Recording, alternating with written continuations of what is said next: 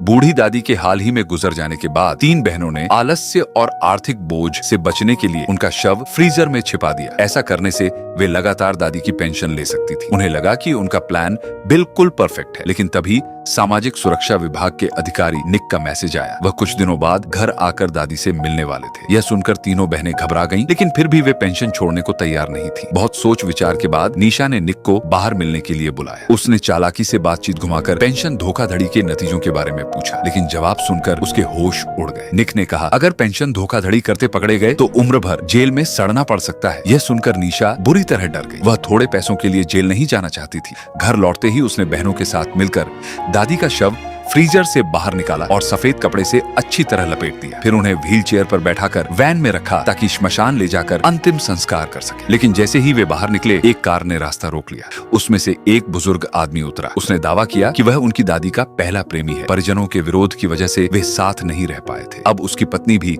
हाल ही में गुजर चुकी थी और वह दादी से पुराना रिश्ता फिर से जोड़ना चाहता था। यह सुनकर लिसा हैरान रह गई। आखिर दादी अब सिर्फ एक निर्जीव शव थी। वे कैसे उससे मिल सकती? मजबूरी में उसने झूठ बोल दिया कि दादी की तबीयत ठीक नहीं है, अभी किसी से नहीं मिल सकती, कुछ साल बाद आना। लेकिन यह सुनते ही बुजुर्ग भड़क उठा। मैं अब बूढ़ा हूँ, मेरे पास सालों का इंतजार करने का वक्त नहीं है। उसने गुस्से में धमकी दी, अगर कल तक मैं तुम्हारी दादी से नहीं मिला तो पुलिस बुलाकर देखूंगा कि कहीं तुमने उन्हें कैद तो नहीं कर रखा। मजबूर होकर लिसा को उसकी बात माननी पड़ी। उस बुजुर्ग को धोखा देने के लिए बहनों ने रात भर लिसा को मेकअप करके दादी का रूप दे दिया। अगली सुबह वह आदमी बेसब्री से मिलने आ पहुंचा। अच्छी बात यह रही कि उसकी नजर कमजोर थी, इसलिए उसे धोखा समझ नहीं आया। उसने अपनी पहली मोहब्बत को देखकर भावुक होकर पास आने की कोशिश की। मौके का फायदा उठाकर लिसा ने बहाना बनाया कि उसने अब एक जवान प्रेमी बना लिया है और वह उस पर ध्यान नहीं दे सकती। यह कहकर उसने बुजुर्ग को बाहर निकाल दिया। वह जैसे ही राहत की सांस लेने ही वाली थी, अचानक फिर से दरवाजे पर दस्तक हुई। इस बार उसकी घबराहट और बढ़ गई और दरवाजे पर खड़ी थी निकोल, सामाजिक सुरक्षा विभाग की अधिकारी।